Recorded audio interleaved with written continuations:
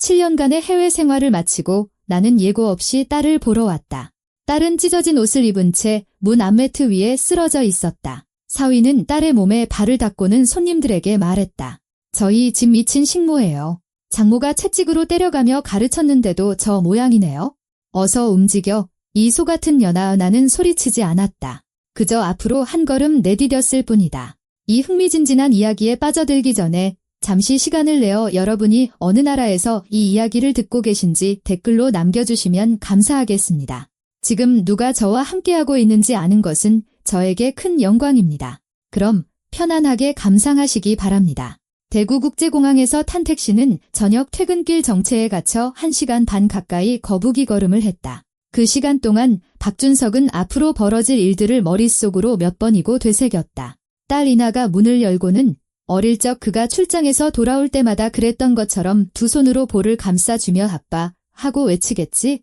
그리고는 영상통화로만 보았던 작은 다희가 뛰어나와 마침내 그 아이를 품에 안을 수 있을 것이다. 휴대폰 화면 속 평평한 이미지가 아닌 살아있는 아이의 따뜻한 무게를 느낄 수 있겠지. 그는 7년 동안 남중국해의 석유시추 플랫폼에서 일했다. 그곳의 지독한 기름 냄새는 아무리 비누로 씻어내도 지워지지 않을 만큼 깊이 피부에 스며들었고 열대 태양 아래 끝없이 이어지는 교대 근무는 날짜와 요일의 경계를 흐릿하게 만들었다.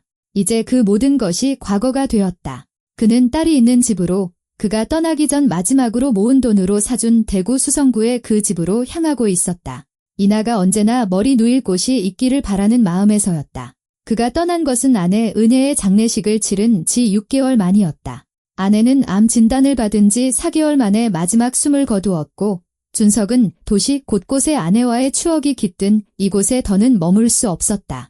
그녀가 그에게 계란말이 만드는 법을 가르쳐주던 부엌, 마지막 밤 그가 그녀의 손을 잡아주었던 침실, 이나가 10살도 되기 전에 함께 심었던 마당의 자작나무까지 그는 비겁자처럼 세상 끝으로 도망쳤다. 25살의 딸을 홀로 남겨둔 채 이제는 다 컸고 독립했으니 괜찮을 거라 스스로를 위안하며 당시 이나는 작은 디자인 회사를 막 시작해 새로운 프로젝트에 대해 열정적으로 이야기하곤 했다.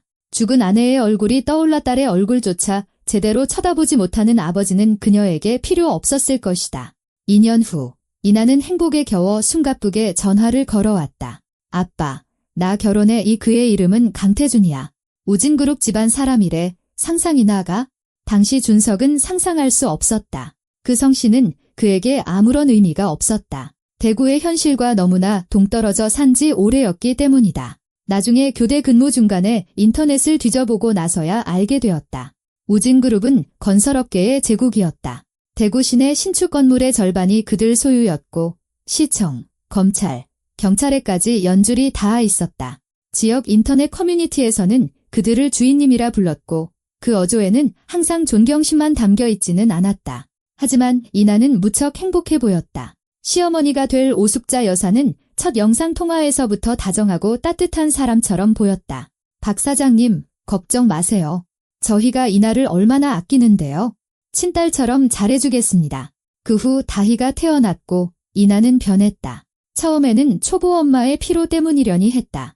그녀는 창백하고 수척했으며 엉뚱한 대답을 하거나 때로는 화면 너머를 보며 그를 알아보지 못하는 듯한 눈빛을 보였다. 한 번은 오숙자 여사가 며느리에게서 휴대폰을 가로채더니 설명했다. 산후 우울증이래요. 의사 말이 아주 심각한 경우라는데 걱정 마세요. 최고의 전문가들을 붙여서 제대로 치료하고 있으니까요. 준석은 걱정이 되었지만 말라카 해협 한가운데 석유시추 플랫폼에서 그가 할 수 있는 일은 없었다. 그는 정기적으로 많은 돈을 보냈다. 그것으로 충분하다고 멀리서나마 최선을 다하고 있다고 스스로를 다독였다. 그러다 통화는 점점 뜸해졌다. 이나는 바쁘거나 몸이 안 좋다는 핑계가 늘었고 그는 경고 신호를 애써 무시하며 섣불리 압박하지 않는 편이 낫다고 손녀가 좀 더 크면 모든 게 저절로 좋아질 거라고 소심하게 판단했다. 30 즈음 되어 보이는 과묵한 택시기사가 계기판 위에서 계속 번쩍이는 내비게이션을 따라 익숙한 골목으로 접어들자 준석은 저도 모르게 몸을 앞으로 숙였다. 8년 전 그가 직접 건축 자재 상점에서 골랐던 짙은 녹색 페인트가 칠해진 벽돌 담장이 눈에 들어왔다. 여기요, 그가 말했지만 기사는 이미 속도를 줄이고 있었다. 마당의 자작나무는 그가 거의 알아보지 못할 정도로 훌쩍 자라 있었다. 예전에는 어린 소녀였던 이나가 가장 낮은 가지에 겨우 손이 닿았는데 이제는 무성해진 나뭇가지가 2층 창문의 절반을 가리고 있었다. 준석은 택시비를 계산하고 동남아시아 전역을 함께 떠돌았던 낡은 여행 가방을 들고 대문으로 향했다.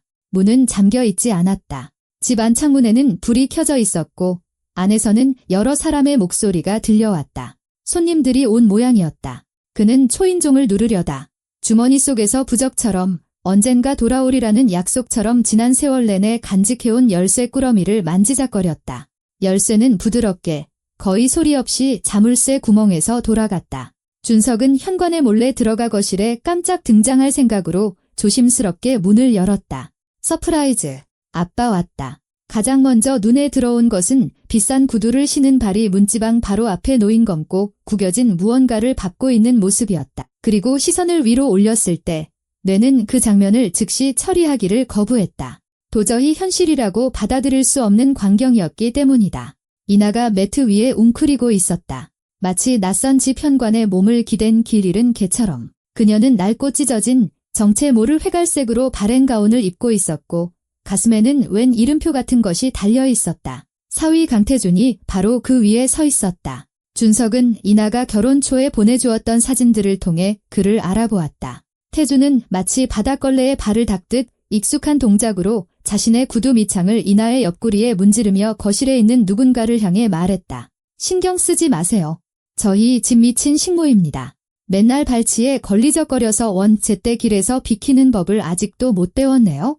거실에서 한 여자가 나왔다. 값비싼 실내복을 입은 뚱뚱하고 굳은 표정의 여자. 4년 전 휴대폰 카메라를 향해 최고의 의사와 어머니의 보살핌에 대해 속삭이던 바로 그 오숙자 여사였다. 그녀의 손에는 넓은 가죽 허리띠가 들려 있었고 그녀는 그것을 휘둘러 이나의 등을 후려쳤다.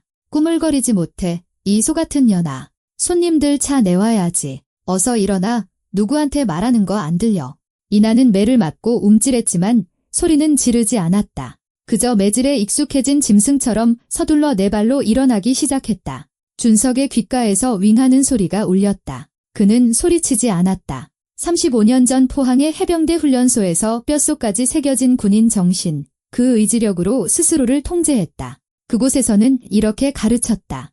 먼저 상황을 파악하고 그 후에 행동하라. 감정은 나중으로 미뤄라. 감정은 가장 먼저 죽고 싶은 놈들이나 내세우는 것이다. 그는 앞으로 한 걸음 내디뎠다. 단 한 걸음. 하지만 그의 발밑에서 마룻바닥이 배신자처럼 삐걱거렸고 모든 사람이 일제히 돌아보았다.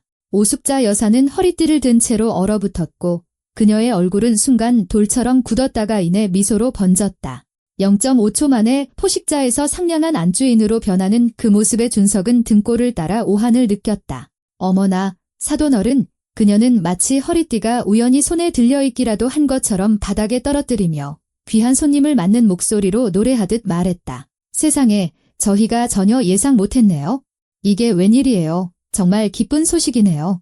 왜 전화도 없이 오셨어요? 미리 알려주셨으면 저희가 제대로 마중 나갔을 텐데요. 준석은 대답하지 않았다. 그는 말없이 딸에게 다가가 곁에 쭈그려 앉아 조심스럽게 어깨를 감쌌다. 이나야, 딸, 아빠 좀 봐. 그녀가 고개를 들었다. 눈은 흐릿하고 초점이 없었다. 마치 그를 꿰뚫어 보며 전혀 다른 무언가를 보고 있는 듯했다. 깡마르고 창백한 얼굴, 눈 밑에 시커먼 다크서클, 손목에 남은 오래된 멍 자국들. 그는 가운에 달린 이름표를 자세히 보았다. 한열하고 검은색 마커로 단정한 여자 글씨체로 쓰여 있었다. 그녀의 목에는 얇은 목걸이가 걸려 있었다. 준석은 그것을 알아보았다. 결혼 10주년 기념으로 은혜에게 선물했던 목걸이였다. 세트로 주었던 진주 귀걸이만 보이지 않았다. 아빠, 그녀의 목소리는 힘없고 놀란 듯했다. 마치 자신의 눈을 믿지 못하는 것 같았다. 아빠, 어떻게 여기에 근무 중이어야 하잖아요. 무슨 일이야? 준석은 딸이 일어서는 것을 도우며 천천히 일어섰다. 그녀는 거의 다리에 힘을 주지 못한 채 그의 팔에 매달렸다. 그는 딸이 약에 취해 있다는 것을 깨달았다. 오숙자 여사가 치료라고 말했던 바로 그 약들. 방 안에서 작은 여자아이가 고개를 내밀었다. 까만 머리에 크고 경계심 가득한 눈을 한 아이. 사진과 끊어지는 영상 통화로만 보았던 손녀 다희였다. 저 아이는 그에게 달려와야 했다. 할아버지 하고 외치며 안아달라고 졸라야 했다. 하지만 아이는 그를 낯설고 위험한 사람처럼 쳐다보며 낡은 헝겊인형을 가슴에 꼭 껴안은 채 문설주에 바싹 붙어 있었다. 사돈어른, 오해가 있으셨나 봐요. 오숙자 여사가 서둘러 말하며 한 걸음 다가와 억울하게 비난받은 사람처럼 두 팔을 벌렸다. 우리 이나가 그냥 발을 헛디뎌서 심하게 넘어진 거예요. 아시잖아요. 가끔 그럴 때 있는 거 병을 앓고 나서부터 제정신이 아니에요. 저희가 말씀드렸었죠. 신경이 예민해서 다리에 힘이 없어요. 저희가 예치료에 돈을 얼마나 썼는지 상상도 못하실 거예요. 최고의 의사, 최고의 약, 아무것도 아끼지 않았다고요. 우린 가겠다. 준석이 말했다. 그의 목소리는 차분하고 나지막했지만 그 목소리에 무언가가 시어머니의 말을 중간에 끊고 한 걸음 물러서게 만들었다. 이나야, 다휘야, 지금 당장 나간다. 아니, 잠깐만요의 태준이 앞을 가로막으며 넓은 어깨로 출구를 막았다. 그는 준석보다 머리 하나는 더 컸고 30살은 젊었다. 그는 누구도 자신에게 거역하지 않는 것에 익숙한 사람 특유의 나른한 자신감으로 말했다. 어딜 가시겠다는 겁니까, 장인어른?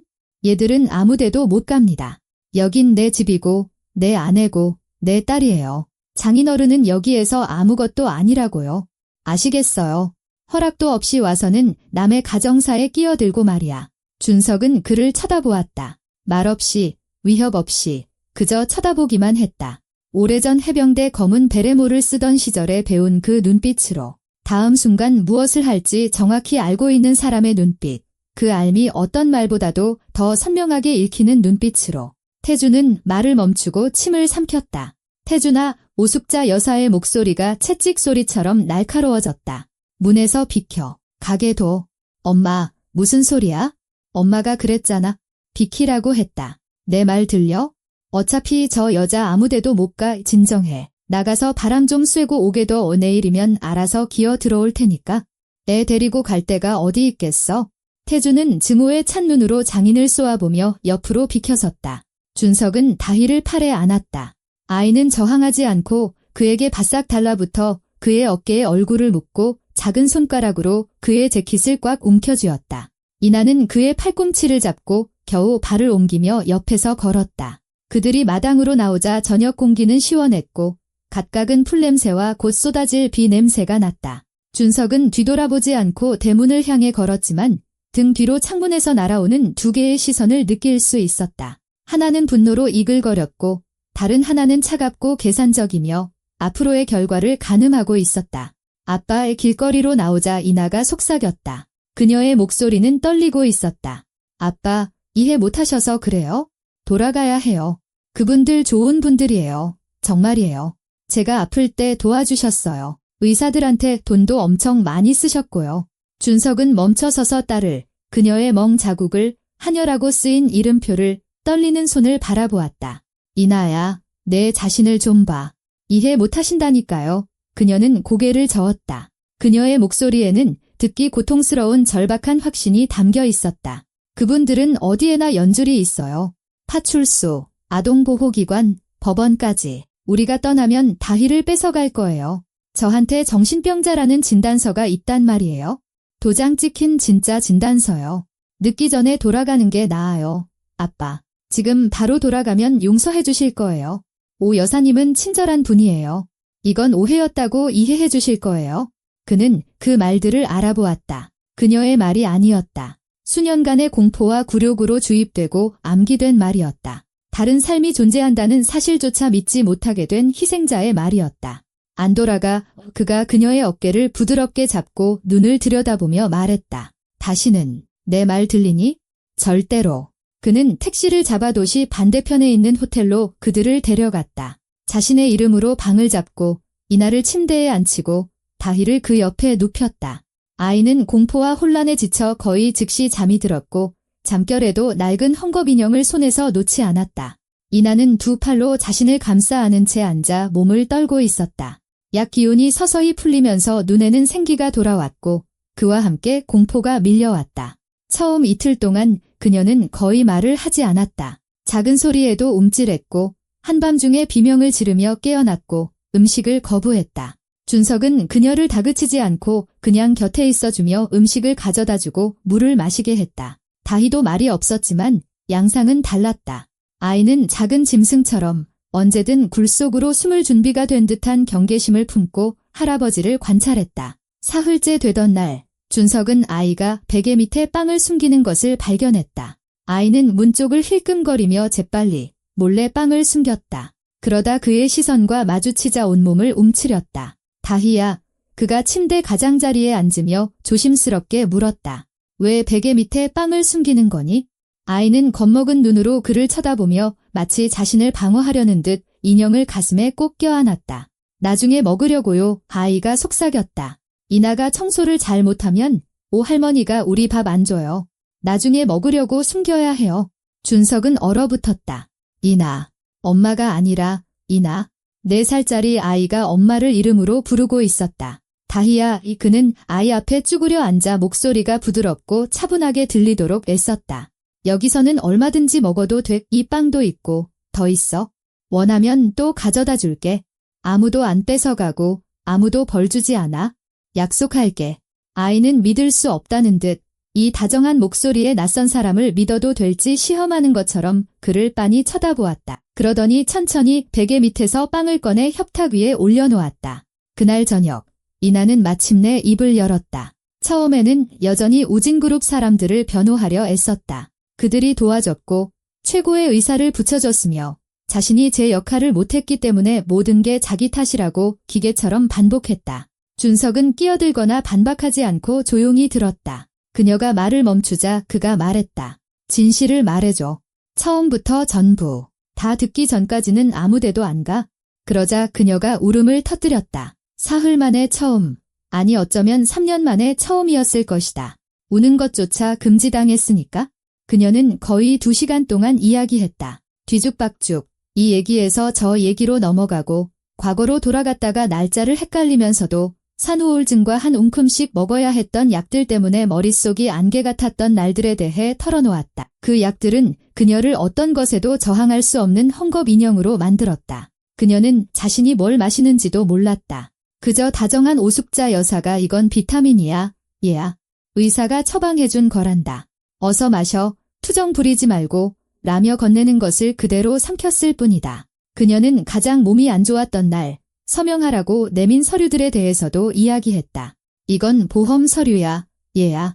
만약을 위한 거란다. 내가 아픈 동안 집에 아무 일 없도록 말이야. 그녀는 우진그룹과 아는 사이인 법무사에 대해서도 말했다. 그는 그녀가 펜을 거의 들지도 못하고 자신이 무엇에 서명하는지조차 이해하지 못하는 상태였음에도 불구하고 아무런 질문도 하지 않고 서류를 공증해 주었다. 그리고 몇 달 후 정신을 차렸을 때 아빠의 선물이었던 그녀의 유일한 안식처였던 집이 더는 자기 소유가 아니라는 것을 발견했던 순간에 대해서도 반대하려고 했어요. 그녀는 바닥을 보며 속삭였다. 태준 씨한테 서명한 기억이 없다고 뭔가 잘못된 거라고 말했어요. 그러자 그 사람이 처음으로 저를 때렸어요. 주먹으로 얼굴을요. 오 여사님은 옆에 서서 지켜보고 있었어요. 그러고는 말했죠. 넌 우리한테 평생 빚진 년이야, 얘야. 내 치료에 돈을 얼마나 쏟아부었고 내 집도 이렇게 고쳐줬고 우리 손녀도 키워주고 있잖아. 이제부터는 일해서 갚아. 3년 동안 그녀는 2채의 집을 청소했다. 이 집과 팔공산에 있는 저택. 2 가족의 식사를 준비하고 빨래하고 다림질하고 무릎 꿇고 바닥을 닦았다. 태주는 기분이 안 좋을 때마다 그녀를 때렸다. 그리고 그의 기분은 자주, 특히 술을 마신 후에는 항상 나빴다. 오숙자 여사는 사소한 실수 하나에도 허리띠를 휘둘렀다. 컵을 깨뜨렸을 때, 거울을 제대로 닦지 않았을 때, 잘못된 눈빛을 보였을 때, 엉뚱한 톤으로 말했을 때, 그들은 틈만 나면 다희를 빼앗겠다고 협박했다. 말 한마디면 아동보호기관에서 애를 데려갈 거야. 넌 정신병자잖아. 우리한테는 도장 찍힌 진단서가 다 있어. 사람들이 누굴 믿겠어. 너 아니면 우리? 엄마 귀걸이는? 준석이 물었다. 내가 은혜한테 선물했던 진주 귀걸이 말이야. 그건 어디 있어? 이나는 고개를 숙이고 오랫동안 침묵했다. 오 여사님이 첫달에 가져갔어요. 하녀가 장신구를 하는 건 분수에 맞지 않는 직이라고 했어요. 이제는 자기가 하고 다녀요. 명절이나 생일 같은 날에요. 손님들한테는 우진그룹 대대로 내려오는 보물이라고 말하고요. 이나는 가정폭력 상담소에 몰래 전화하려 했던 시도에 대해서도 이야기했다. 모두가 잠든 사이 몰래 번호를 눌렀지만 오숙자 여사가 복도에서 그녀의 목소리를 듣고 방으로 뛰어들어와 휴대폰을 빼앗았다. 그리고는 일주일 동안 침대에서 일어나지 못할 정도로 그녀를 구타했다. 태준에게는 며느리가 계단에서 굴렀다고 말했다. 그녀가 마침내 집을 빠져나와 파출소에 갔던 일에 대해 이야기할 때는 마치 부끄럽기라도 한 듯 시선을 돌렸다. 파출소장은 기름진 눈에 새끼손가락에 금반지를 낀 우울해 보이는 남자였다. 그는 그녀를 성가신 파리 보듯 쳐다보며 신고서조차 받지 않았다. 아주머니, 가정사에 경찰 끌어들이지 마세요. 그가 나른한 미소를 지으며 말했다. 우진그룹은 존경받는 분들이에요. 이 도시의 절반을 건설했고 세금도 잘 내고 일자리도 창출하고 있잖아요. 그런데 당신은 이런 사소한 집안 싸움으로 와서 일하는 사람들 방해하고 있어요. 집에 가서 남편이랑 화해하세요. 그럼 다 잘 될 겁니다. 그리고 이나는 준석의 등골을 오싹하게 만드는 말을 했다. 제가 처음이 아니에요. 아빠, 저 전에 한 명 더 있었어요. 태준 씨의 첫 번째 아내, 예진 씨요. 5년 전에 교통사고로 죽었어요. 우리가 만나기 전이었죠. 다들 불행한 사고였다고 했어요. 운전 미숙으로 중앙선을 넘어 마주오던 차와 부딪혔다고. 그런데 제가 한 번 들었어요. 그녀는 말을 멈추고 침을 삼켰다. 오 여사님이 밤에 부엌에서 태준 씨한테 말하는 거려. 다들 제가 자는 줄 알았는데 전 물 마시러 일어났었거든요. 그 여자가 말했어요. 하나 이미 묻었으니 인연도 까불면 묻어버리면 그만이야. 처음도 아닌데 뭘. 준석은 들은 말을 소화하며 침묵했다. 하지만 제가 다 기록했어요. 아빠 이나가 덧붙였다. 그녀의 목소리에 처음으로 자부심 비슷한 것이 스쳤다. 거의 매일 모든 걸 기록했어요. 날짜가 적힌 멍든 사진들, 강태준 씨 서재에서 찾은 서류 사본들, 휴대폰 녹음기를 몰래 켤 수 있었을 때 녹음한 영상과 음성 파일들. 그들은 제가 완전히 망가졌다고, 더는 사람이 아니라 바닥걸레라고 생각했어요. 제가 아무것도 신경 쓰지 않는다고요. 하지만 저는 기다렸어요. 매일매일 누군가 와주기를 기다렸어요. 그녀는 가운 주머니에서 낡은 줄에 매달린 USB를 꺼냈다. 여기 3년치가 다 있어요. 욕실 창틀 및 틈새에 숨겨뒀어요. 제 물건을 정기적으로 뒤졌지만 결국 찾아내지 못했어요. 준석은 USB를 받아 손안에서 굴려보았다. 작고 검은색, 겉면에 코팅이 벗겨진 물건. 8GB에 담긴 3년간의 지옥이군. 똑똑하구나. 그가 나지막이 말했다. 내 딸, 똑똑해. 엄마를 꼭 닮았어. 밤이 되어 이나와 다희가 잠들었을 때 준석은 호텔 복도의 낡은 소파에 앉아 생각에 잠겼다. 우진그룹은 시스템이다. 지역 경찰, 법원 모두 그들 손아귀에 있다. 연줄은 도청까지 뻗어 있겠지? 평범한 방법으로는 그들을 이길 수 없어. 뭔가 다른 게 필요해. 하지만 준석에게도 다른 종류의 연줄이 있었다. 그는 휴대폰을 꺼내 35년 동안 외우고 있던 번호를 눌렀다. 진우야, 상대방이 전화를 받자 그가 말했다. 나 준석이야. 그래, 이 중대 그 박준석. 들어봐, 도움이 필요해. 심각한 일이야. 아주 심각해. 최진우. 한때 그들은 포항 해병대 훈련소에서 함께 흙탕물을 뒹굴었고 같은 중대에서 복무하며 전투식량을 나눠 먹고 서로를 엄호했다. 그 후 인생은 그들을 다른 길로 이끌었다. 준석은 석유 시추 플랫폼으로, 진우는 조직에 남아 총경까지 승진한 후 검찰로 자리를 옮겨 지금은 서울 대검찰청에서 일하고 있었다. 무슨 일이야? 수학이 넘어 목소리는 졸린 듯 했지만 준석이 이야기를 시작하자 금세 심각해졌다.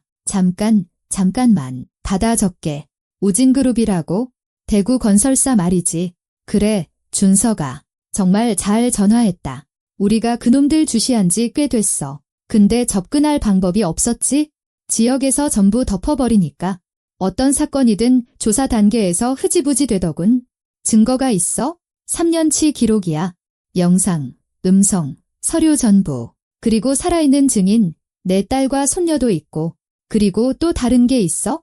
그 아들의 첫 번째 아내 예진이 5년 전에 죽었어. 공식적으로는 불행한 사고, 교통사고였지. 하지만 시어머니가 하나 이미 묻었다고 말하는 녹음 파일이 있어.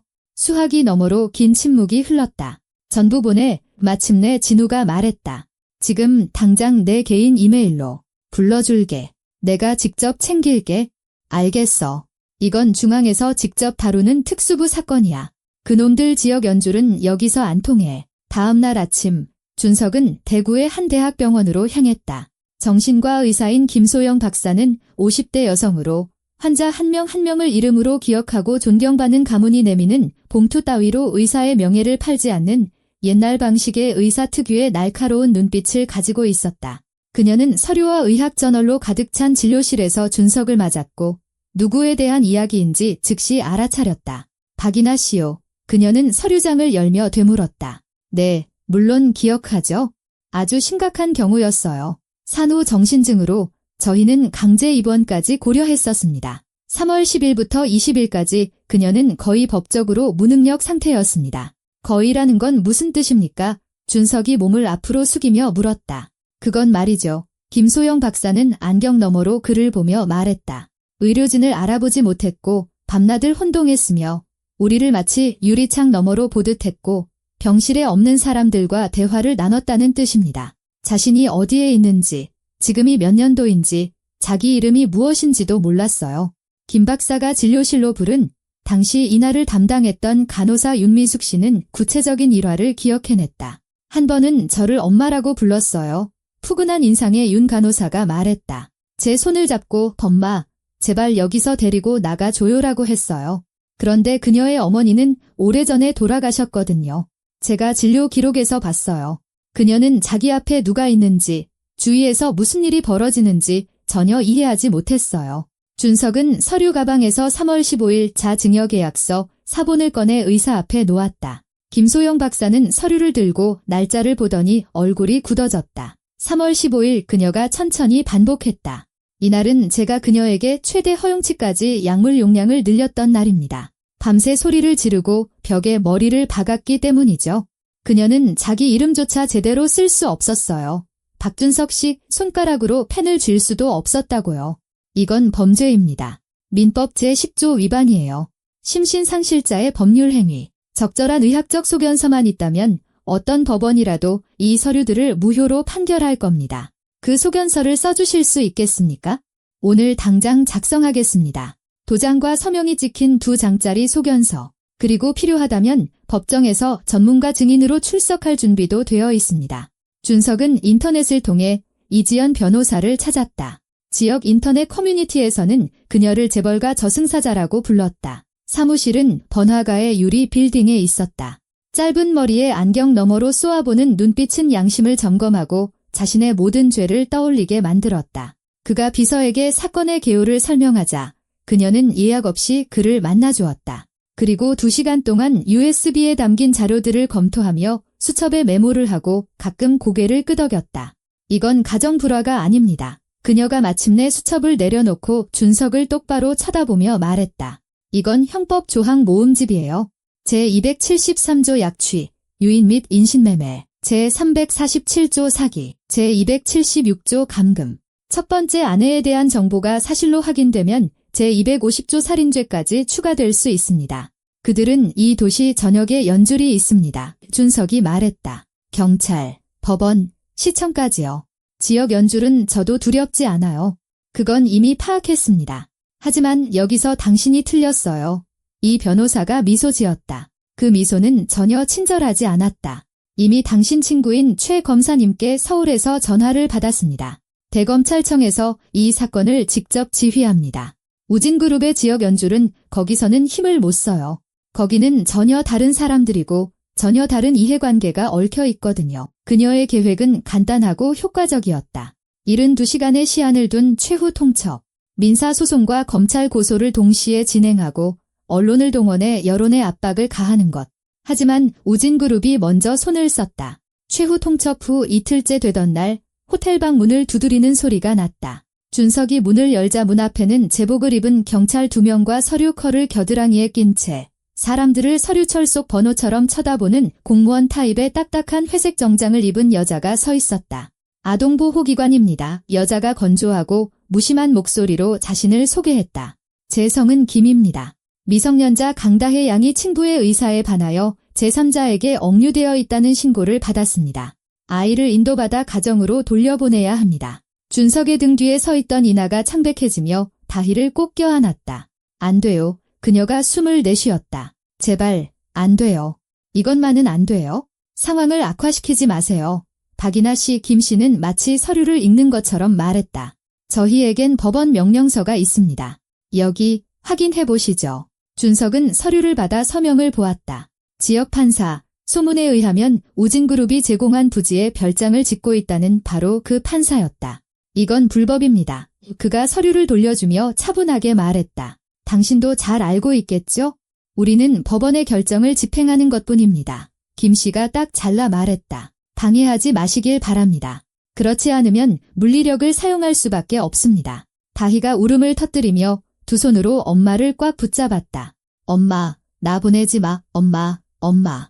아이는 이 며칠 동안 처음으로 그녀를 선마라고 불렀다. 그 말을 들은 이나는 허리를 꼿꼿이 폈고 눈에는 새로운 무언가가 준석이 그녀가 10대 시절 그와 목이 쉬도록 논쟁할 때 이후로 보지 못했던 무언가가 떠올랐다. 안 줘요. 그녀의 목소리는 떨리지 않았다.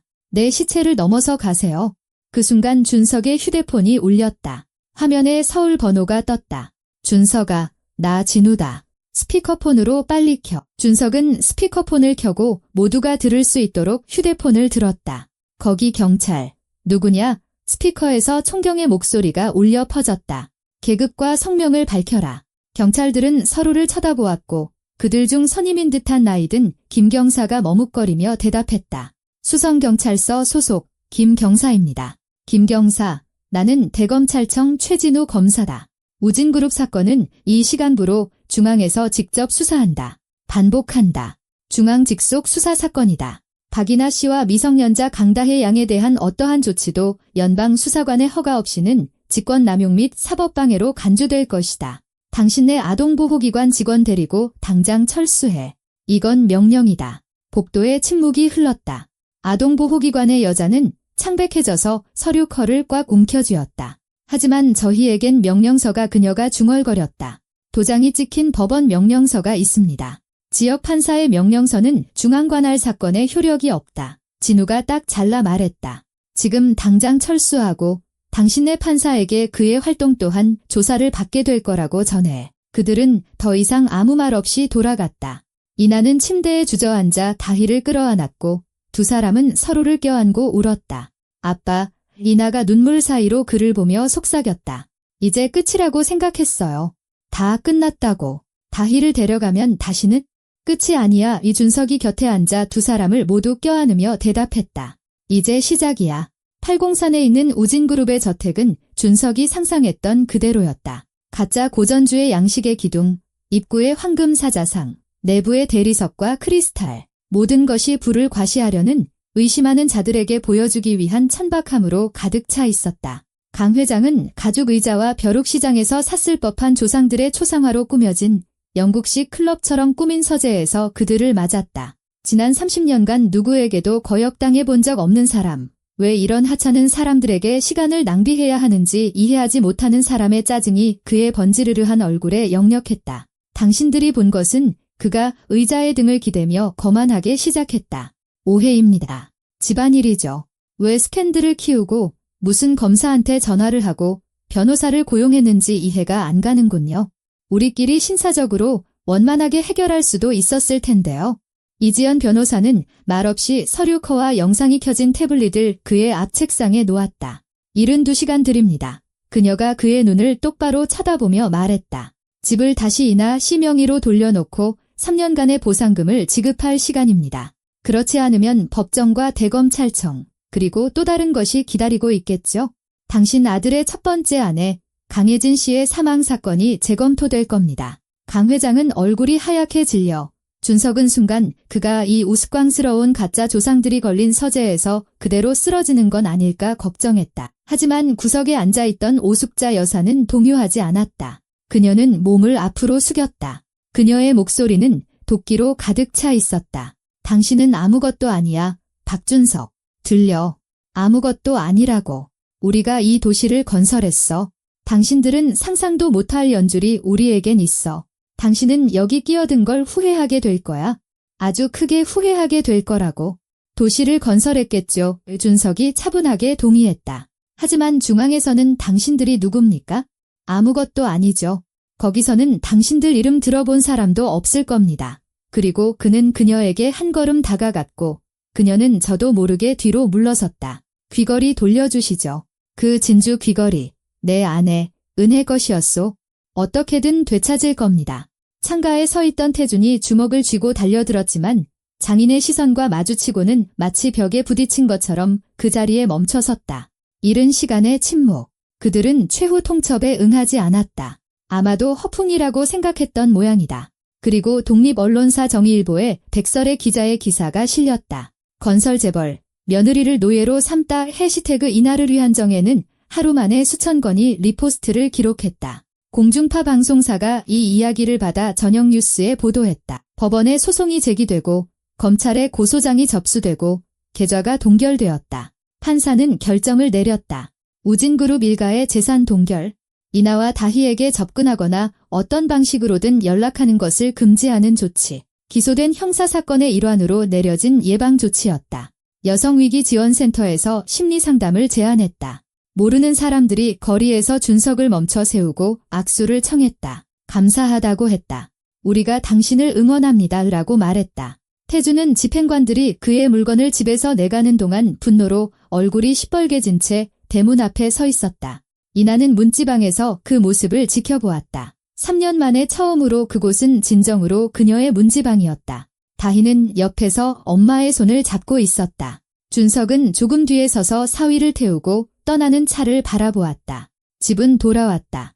딸과 손녀는 안전했다. 하지만 그는 알았다. 궁지에 몰린 짐승이 가장 위험하다는 것을. 저놈은 물러서지 않을 것이다. 저런 부류는 물러서는 법을 모른다.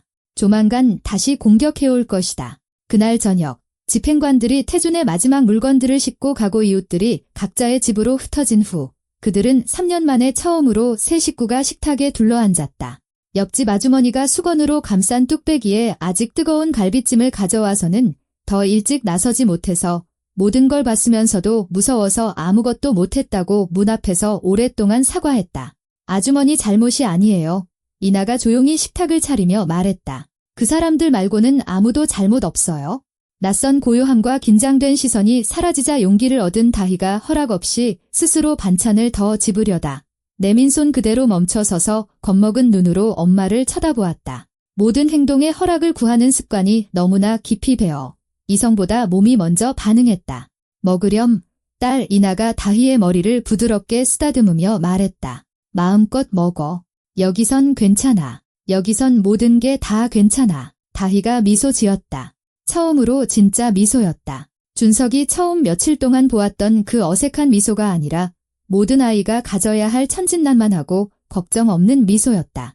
아이가 접시로 손을 뻗는 순간 전화가 울렸다. 화면에 태준의 번호가 떴다. 그들과 함께 식탁에 앉아있던 이지연 변호사가 다음 소송 단계를 논의하기 위해 들렀다가 말없이 자신의 휴대폰을 꺼내 녹음을 켜고 준석에게 고개를 끄덕였다.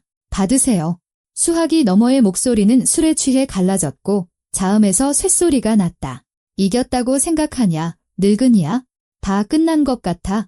우리가 너희들 전부 다 묻어버릴 거야. 들려. 전부 다 내 아시아에서 돌아온 걸 후회하게 만들어주지. 아주 크게 후회하게 될 거야. 이나는 내 거야. 알았어. 내 거라고. 딸도 내 거고. 내가 가서 데려올 거야. 알겠냐? 가서 데려올 거라고. 어떤 경찰놈들도 아무도 못 막아. 내 말 듣고 있어? 전화가 끊겼다. 이 변호사는 녹음을 멈추고 만족스러운 표정으로 고개를 끄덕였다. 또 하나의 증거네요. 형법 제283조, 협박죄. 자기 무덤을 매 순간 더 깊게 파고 있군요. 이나는 창백해져서 다희를 끌어안았다. 아이는 긴장을 느끼고 먹는 것을 멈추더니 조용히 물었다. 할아버지, 누가 전화했어요? 그냥 일 때문에 그러는 거야. 다희야. 준석이 목소리가 차분하고 평온하게 들리도록 애쓰며 거짓말했다. 아무것도 아니야.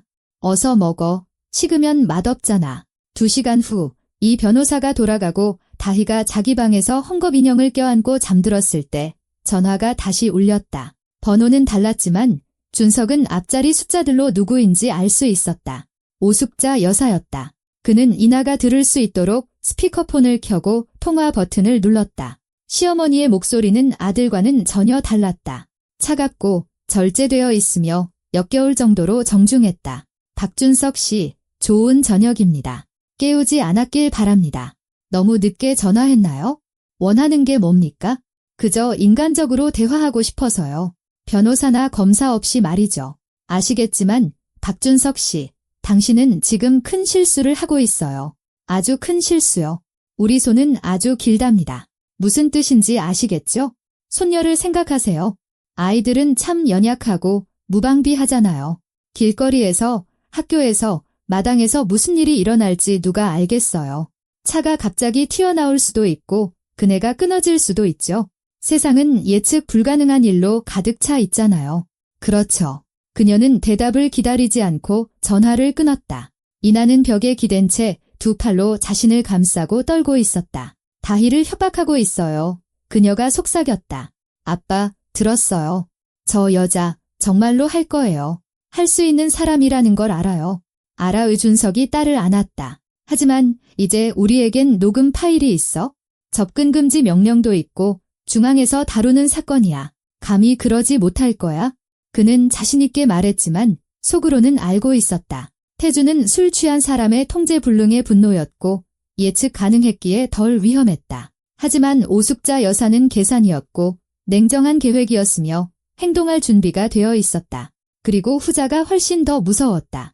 그날 밤부터 그는 창밖의 모든 소리에 귀를 기울이며 얕은 잠을 잤고 침대 옆에는 무거운 손전등을 두었다.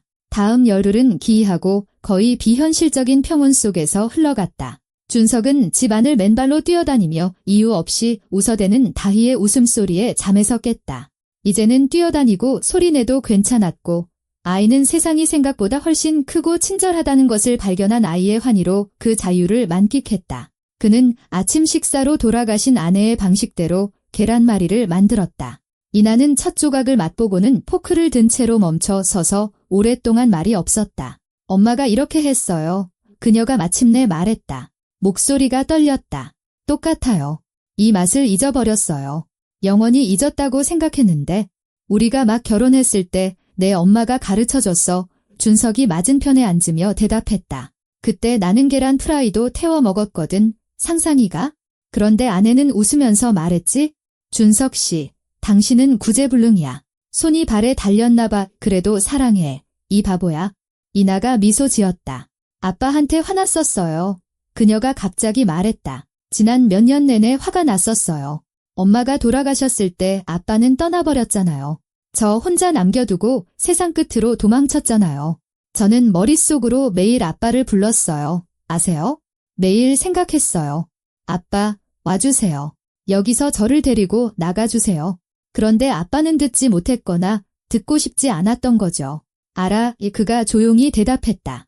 나는 비겁자야. 슬픔에서 도망쳤고 너를 버렸지? 내 고통, 나 자신만 생각했어. 용서받지 못할 거란 거 알아. 아니에요. 그녀는 식탁 너머로 손을 뻗어 그의 손을 잡았다. 아빠는 돌아왔잖아요. 늦었지만 돌아왔어요. 엄마도 아빠를 용서했을 거예요. 전 확실히 알아요. 그리고 저도 용서할게요. 그는 그녀를 껴안고 오랫동안 놓지 않았다. 그들은 함께 3년간의 방치와 무관심의 흔적이 남은 집을 고쳤다. 페인트가 벗겨진 벽을 다시 칠하고 삐걱거리는 마룻바닥을 수리하고 이나의 말로는 1년 반 동안이나 물이 샜다는 욕실의 낡은 수도꼭지를 교체했다. 우진그룹 사람들은 그런 사소한 일에는 신경 쓰지 않았다. 어차피 그들의 집이 아니라 하녀를 위한 임시 거처였으니까. 준석은 오랫동안 느끼지 못했던 즐거움을 느끼며 일했다. 수리된 널빤지 하나, 조여진 나사 하나, 바로잡힌 경첩 하나가 그에게 삶에 대한 통제감을 되찾아 주었다. 그는 손녀에게 분홍색 자전거를 사주었다. 그녀 인생의 첫 번째 자전거였다. 아이는 환호성을 지르며 마당을 달렸고 넘어지고 일어나고 다시 타고 또 넘어지고 일어나면서 옆집까지 들릴 정도로 크게 웃었다. 이나는 현관에 서서 딸을 바라보며 소매로 눈물을 닦았다. 왜 그래? 준석이 그녀에게 다가가 물었다. 예전에는 시끄럽게 하면 안 됐어요. 그녀는 딸에게서 눈을 떼지 않은 채 대답했다.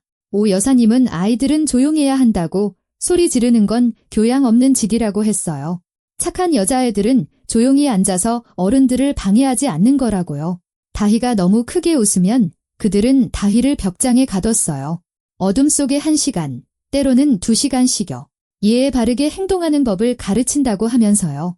준석은 아무 말도 하지 않았다. 그는 다희에게 진짜 장난감들을 사주었다. 금발 머리 인형, 거의 자기 몸만 한 봉제 곰, 물감과 붓이 든 그림 그리기 세트. 아이는 이 모든 것을 마치 자신의 눈을 믿을 수 없다는 듯 쳐다보며 계속 물었다. 할아버지, 이거 정말 제 거예요? 정말 안 뺏어갈 거죠?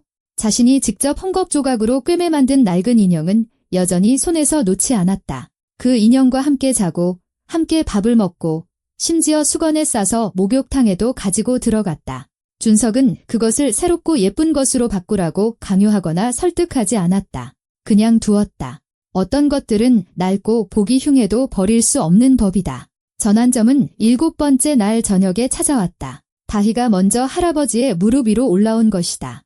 이전까지 아이는 큰 목소리와 거친 손을 가진 어른 남자를 두려워하는데 익숙해져 그를 피했었다. 할아버지와 아이가 그를 올려다보며 부탁했다. 동화책 읽어주세요. 동화책 읽을 줄 아세요? 그들은 해님달님을 읽었다. 호랑이에게서 오빠와 여동생이 살아남는 이야기. 다희는 숨을 죽이고 꼼짝도 하지 않고 들었다. 이야기가 끝나자 아이가 진지하게 말했다. 할아버지 같아요. 할아버지가 우리를 호랑이한테서 구해줬잖아요. 준석은 아이를 더 꽉 껴안고 아무 대답도 하지 않았다. 아빠 어느 날 아침 이나가 커피잔을 들고 창가에 앉아 햇살 가득한 마당을 보며 말했다. 이게 얼마나 맛있는지 잊고 있었어요. 커피가요. 너무 뜨거운 물을 썼다고 맞을까 봐 두려워하지 않을 때 마시는 커피 말이에요. 그냥 앉아서 마시고 창밖을 보고 아무 생각도 하지 않을 수 있을 때 두려움 없이요. 그렇게 할 수 있다는 걸 잊고 있었어요. 그는 무슨 말을 해야 할지 몰라 그냥 옆에 앉아 그녀를 안아주었다. 그녀가 천둥을 무서워하던 어릴 적 그랬던 것처럼 11번째 밤, 대구에 폭풍우가 몰아쳤다. 이 지역에서는 드문 강력한 폭풍이었다. 하늘을 가르는 번개와 창문이 흔들리고 찬장 속 그릇들이 덜그럭거릴 정도의 천둥. 폭우는 마치 누군가 도시의 바다를 통째로 쏟아부은 것처럼 지붕을 세차게 때렸다. 준석은 침대에 누워 있었지만 잠들지 않았다.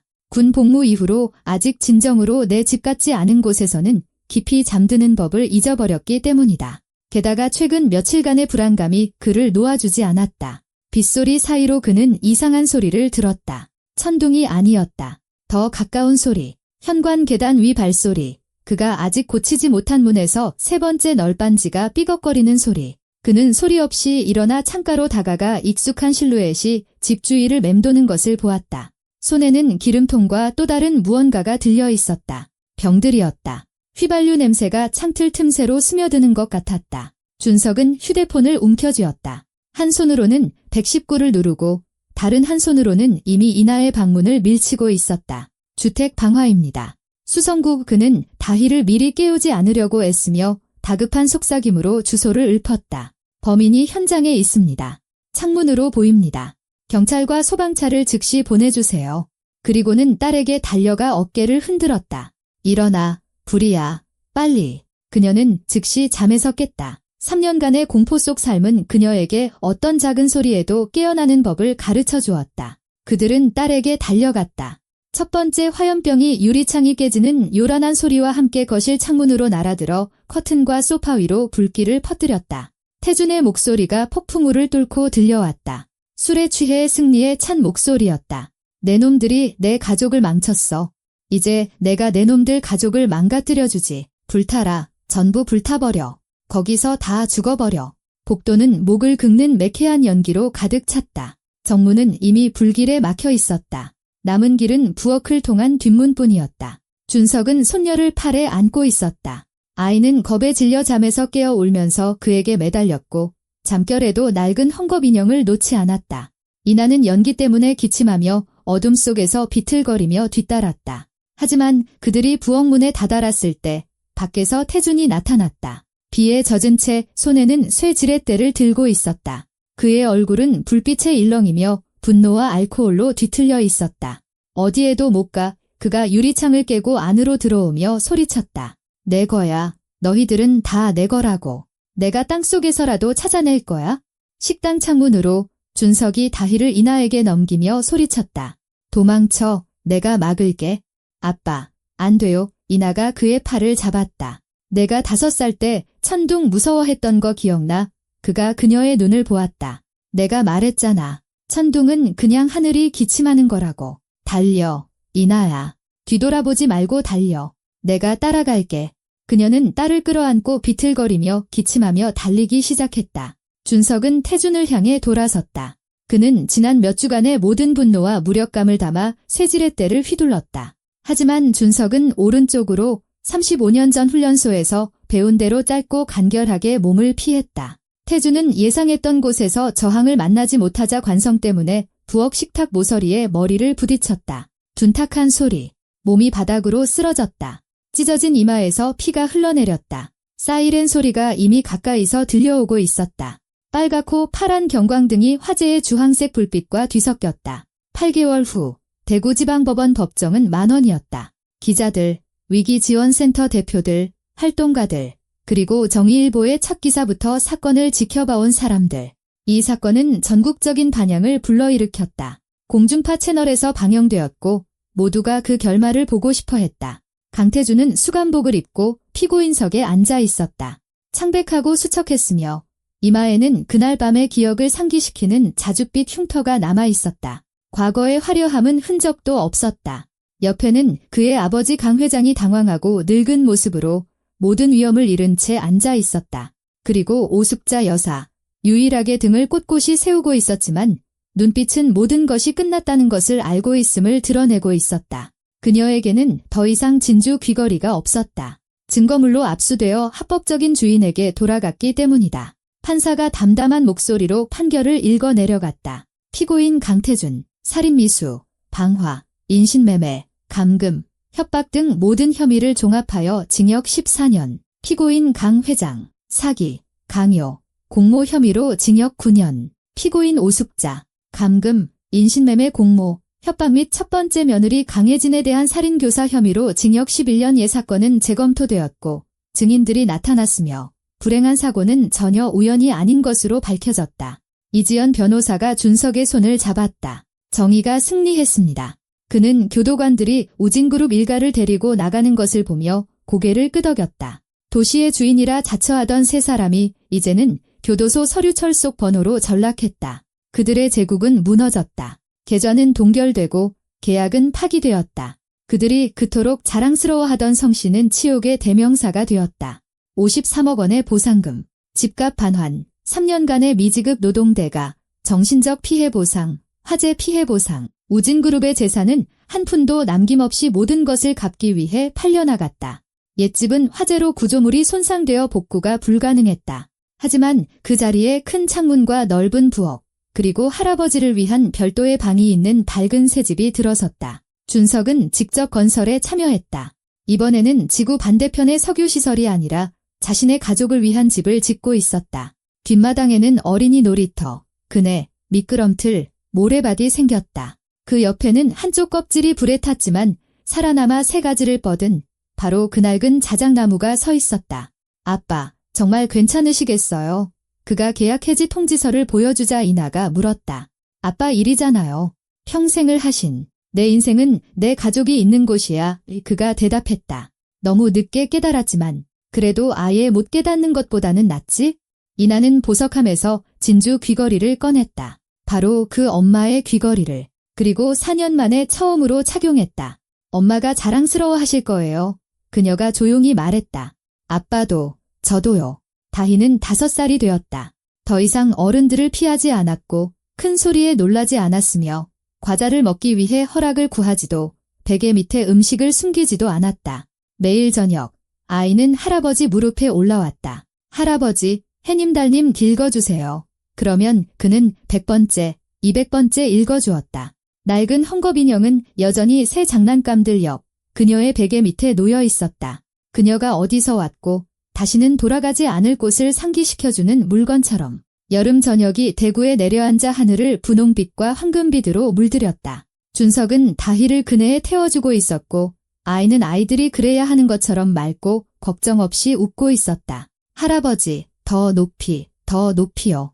이나가 예전 엄마가 좋아했던 방식대로 민트차 3잔을 들고 집에서 나왔다. 그녀는 현관 계단에 앉았고 얼굴에는 진짜 미소가 어려 있었다. 귀에서는 진주 귀걸이가 흔들렸다. 다희는 그네 속도를 늦추고 할아버지를 진지하게 쳐다보았다. 할아버지, 우리랑 영원히 같이 살 거죠? 그는 아이와 눈높이를 맞추기 위해 쭈그려 앉았다. 영원히, 다휘야. 아무데도 안 가, 약속할게. 엄마가 6살 때도 약속했대요. 다희가 말했다. 아무도 엄마를 괴롭히지 못하게 하겠다고 약속했다고 엄마가 말해줬어요. 그리고 아빠는 약속을 지켰어요. 조금 늦었지만요. 준석은 손녀를 보았다. 그녀의 진지한 눈에는 아이에게서는 있어서는 안 될 어른스럽고 현명한 무언가가 있었다. 전쟁은 흉터를 남기지. 하지만 흉터는 아물어. 그가 동의했다. 조금 늦었지만, 하지만 난 여기 있고 더는 아무데도 안 가. 아이가 그의 목을 힘껏 껴안았다. 그는 지난 7년간 심장을 짓누르던 무언가가 마침내 사라지는 것을 느꼈다. 아빠, 이나가 불렀다. 이리 와요. 차 식어요. 그는 일어나 다희의 손을 잡고 현관으로 걸어갔다. 할아버지, 저기 봐요. 첫 번째 별이에요. 다희가 어스름 속에서 밝게 빛나기 시작한 한 점을 손가락으로 가리켰다. 준석은 손녀를, 손에 따뜻한 찻잔을 들고 돌아가신 아내의 귀걸이를 한 딸을, 새집을, 어린 가지를 뻗은 낡은 자작나무를 바라보며 깨달았다. 바로 이거였구나. 내가 60년을 살아온 이유가 은혜도 그를 용서했을 것이다. 그는 확신했다. 왜냐하면 그는 돌아왔으니까. 늦었지만 돌아왔고 다시는 떠나지 않을 것이다. 집은 벽이 아니다. 집은 어떤 상황에서도 당신을 사랑해주는 사람들이다.